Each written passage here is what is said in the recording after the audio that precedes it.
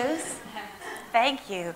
I'm a little disoriented, I must say, just because I've never been to one of these where everyone speaks Spanish except for me. So I've been focusing very hard on improving my Spanish for the last 15 minutes. It's not working. So first I would like to apologize for having disastrous Spanish. I have some slides in English which hopefully will help you follow along. And can I get an indication of anyone who doesn't speak any English? Everybody has a little of English? It makes me feel a little more comfortable that I'm connecting at least with the audience. I'm very excited to be here at Elle Talks. It's such an illustrious panel of fellow speakers, and so I'm very flattered to be asked to speak. As I was listening, I thought a picture is worth 1,000 words, and I thought I really should have prepared more pictures and less words. So I apologize for that, and next time I promise to do it better. As a serial entrepreneur, and I guess one of the few female serial entrepreneurs in the Western world, I think my whole life is about getting up and trying to do it better. And someone asked me after I sold my first company when I was 29 to LVMH for lots and lots of money.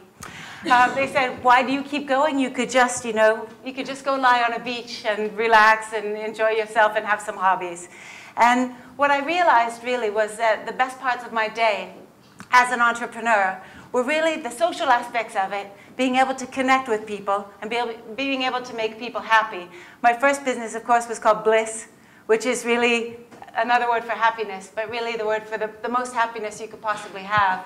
And it was a spa business in New York City, and we had everybody from Uma Thurman to the secretaries from Wall Street coming in, and it was just a great place where everybody came in and felt happy. And I sold that to LVMH in 1999, or most of it, and I felt very happy. And then started again with another cosmetics brand called Soap & Glory, which is really about, again, happiness, fun, and making women feel like beauty, it absolutely matters, but it doesn't matter absolutely.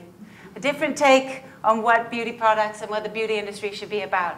After that, I started a footwear company based on shoes that helped you multitask, but were also incredibly comfortable and ergonomic, so when you had to stand up all day or move, you would feel very happy. So it's all about being happy. When asked, why do I keep going, I say that it makes me happy to do things better. Making better things makes me happy, and making happy things makes me better.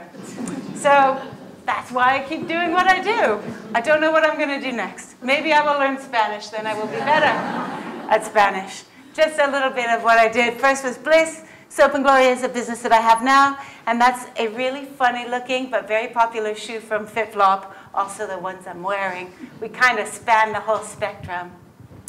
So I've been asked to speak tonight and focus a little bit on entrepreneurialism, and I have only 6 minutes and 43 seconds left.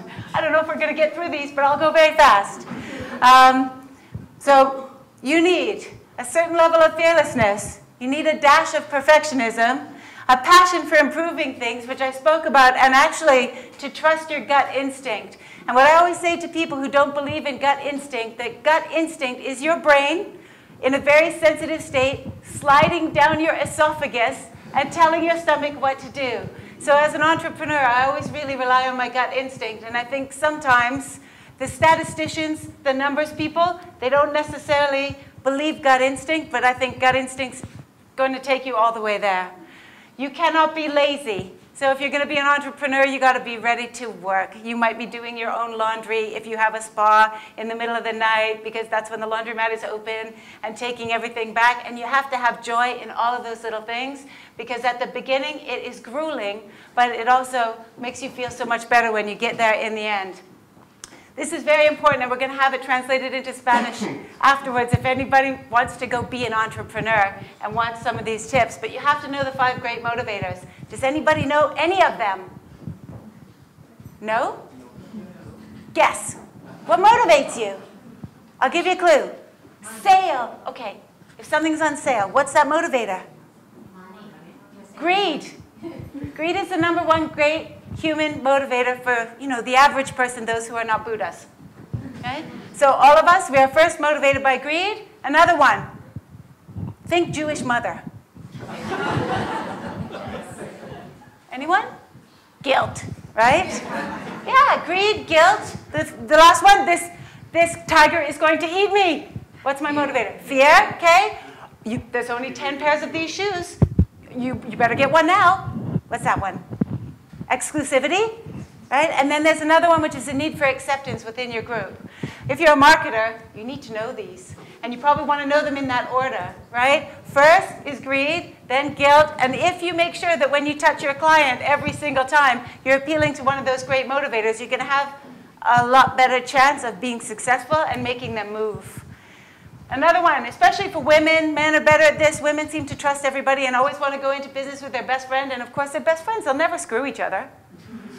Get everything in writing.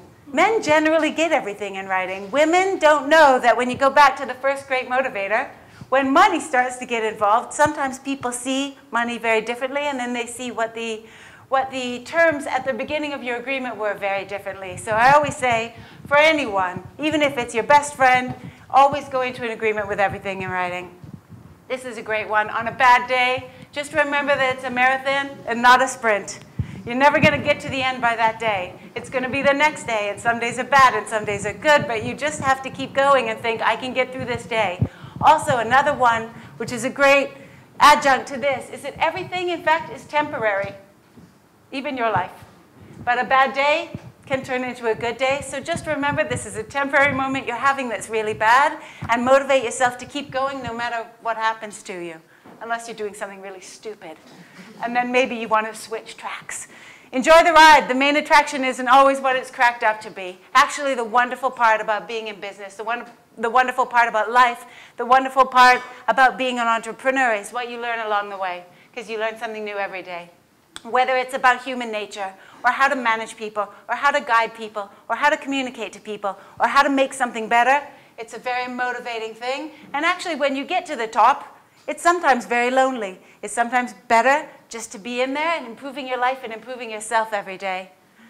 This one, I think you talked about the elevator speech because she whispered it to me, even though I couldn't understand what you were saying.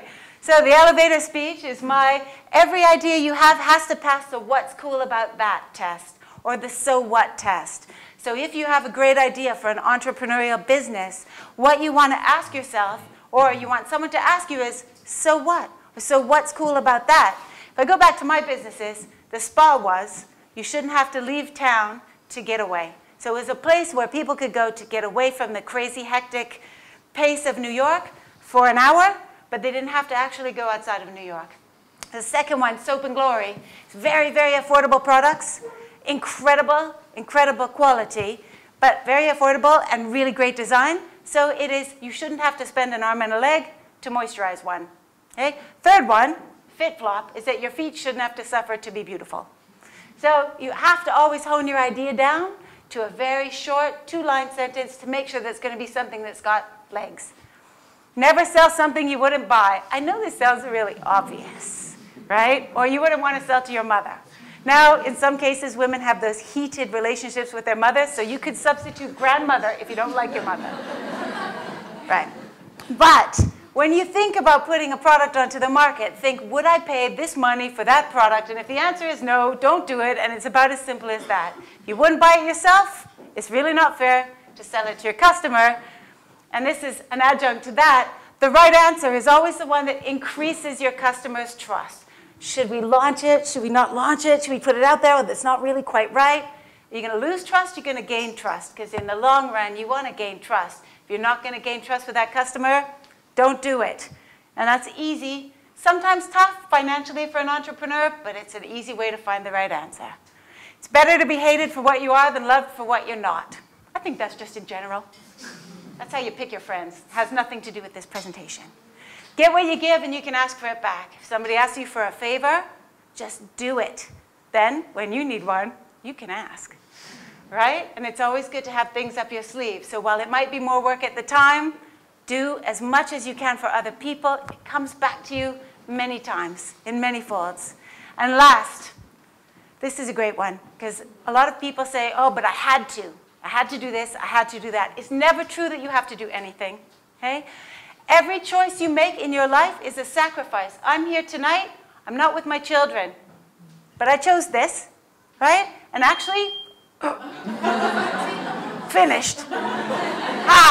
But every choice is a sacrifice, and you have to know where you're going, but at the same time, remember it was your choice, and be happy with your choice. Every choice that you make, and you will always be happy. That's it.